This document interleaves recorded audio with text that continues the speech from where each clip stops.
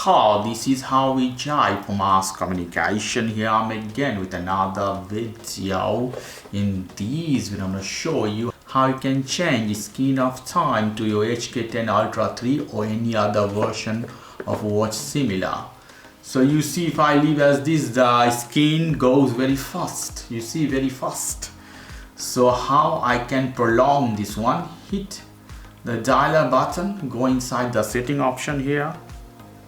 In setting, you have to go here, brightness and display option. Inside that, you have to go more down.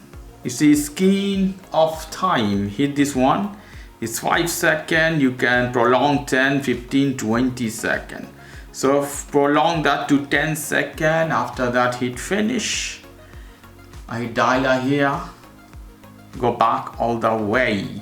So let's see screen of time, how long is better, more comfortable. You can see long time, now it's going down. So this is the way you can change a screen of time to your HK9 Ultra 2 or 3 version of watch. Okay guys, if you like this video, please do subscribe to my channel. If you like this segment, please give me a thumbs up. Take care till then, bye.